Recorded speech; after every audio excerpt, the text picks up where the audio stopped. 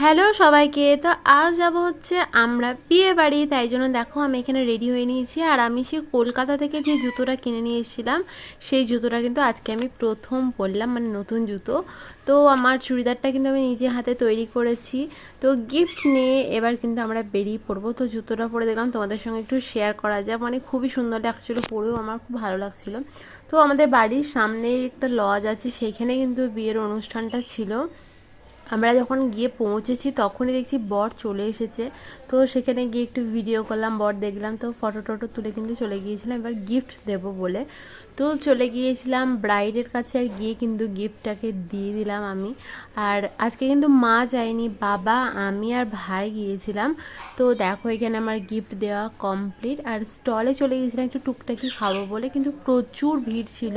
তো যাই হোক এখানে টুকটাক কিছু খাওয়া দাওয়া করে বসে পড়েছিলাম, মানে ডিনার করব বলে। আর আমরা যখন খেতে বসলাম তখন কিন্তু ফাঁকাই ছিল, তারপরে কিন্তু যখন আমাদের খাওয়া দাওয়া হয়ে গেল তারপরে কিন্তু প্রচুর ভিড় হয়ে গেল।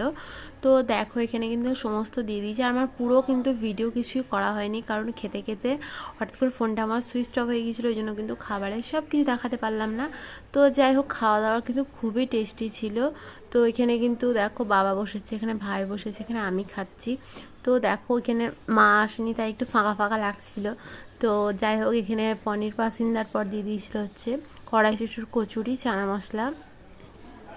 আর আমরা যেখানে বসেছিলাম সেইখানে কিন্তু মানে ফ্যানও ছিল, তারপরে অতটাও গরম ছিল না।